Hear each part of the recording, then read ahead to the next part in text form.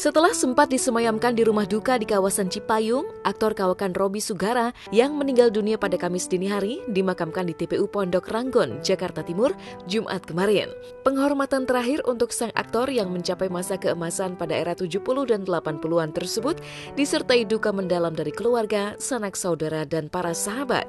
Sejumlah anak dan cucu almarhum tak kuasa membendung air mata mereka. Begitu pula bagi sang istri yang hanya bisa memandangi foto Robby Sugara saat prosesi pemakaman digelar. Pekatnya duka kian kental terasa saat almarhum meninggal dunia secara mendadak akibat penyakit jantung yang justru tak pernah diketahui keluarga sebelumnya.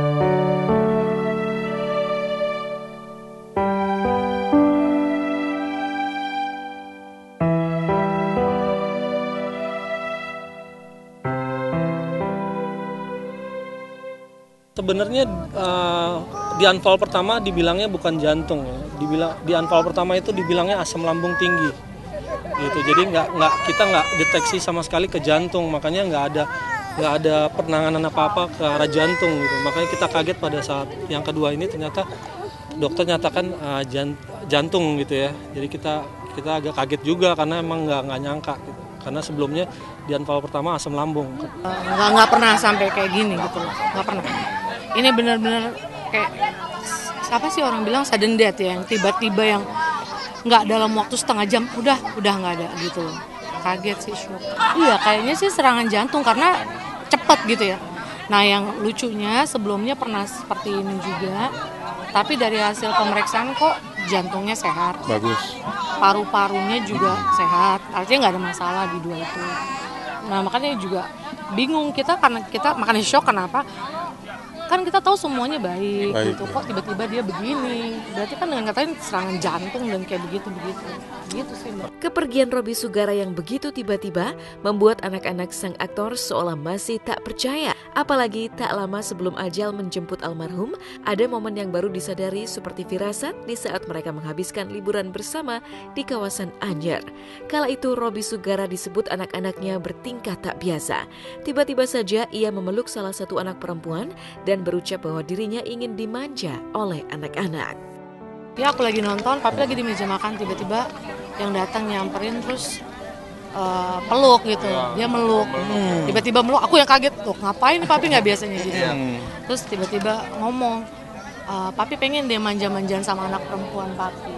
Itu yang aku awalnya gitu, terus ngapain sih papi gini gitu kan, awalnya risih. Toto 2 hari kemudian dengar papi gini, oh papi kemarin mau kasih tahu aku papi mau ninggalin rupanya.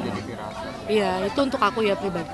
Waktu di Anyer sih emang kita nggak ngelihat jelas, cuman berasa bedanya karena papi ngerasa ke anak-anak tuh kayak waktunya kalau papi biasanya santai, maksudnya duduk di kamar nonton, maksudnya nggak selalu pengen satu momen sama anak-anak gitu. Tapi saat itu ya papi ngajak kita semua main di pantai yang memang semuanya ngumpul, nggak ada satupun yang di kamar gitu, semuanya ngumpul satu itu.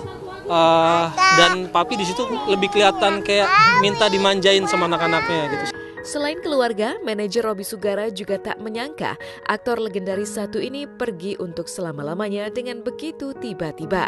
Apalagi semasa hidup, almarhum dikenal sebagai sosok yang tak pernah memperlihatkan sakit yang ia derita. Bahkan kepada anak-anaknya, Robby Sugara tak pernah mengeluh.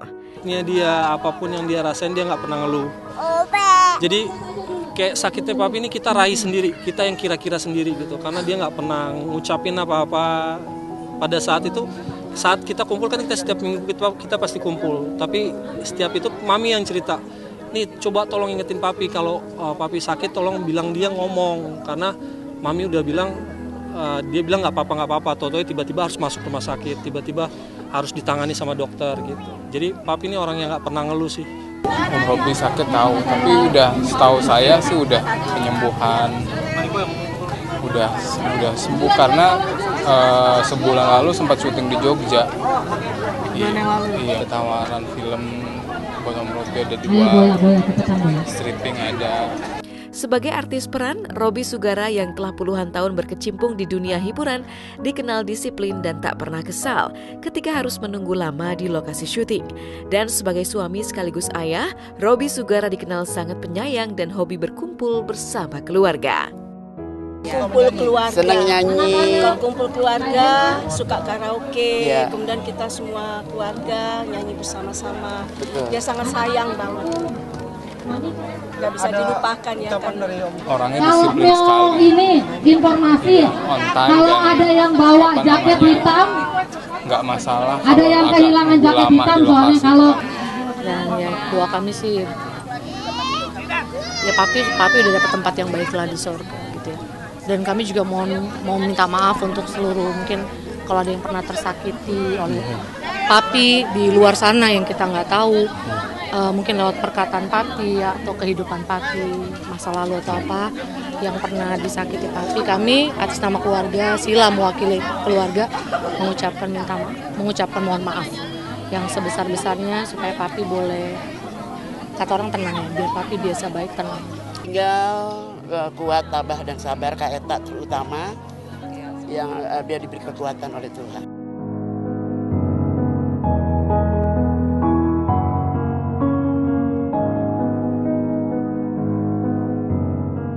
Ya, semoga keluarga mendiang Robby Sugara diberi ketabahan dan kesabaran lebih. Amin. Selanjutnya ada bintang cilik sinetron Cinta Suci, Raja Nasution.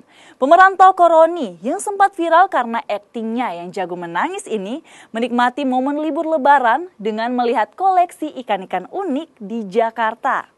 Nah, seperti apakah serunya Roni? Unjuk gigi tentang kepandaiannya mengenali jenis-jenis ikan unik hingga langka. Simak liputannya hanya di Hot Shot sesaat lagi. Pemirsa, ikannya nyamperin aja terus loh. Tuh. Tuh lihat pemirsa, dia datang tuh. Halo sing. Tuh dia ngadem ke raja.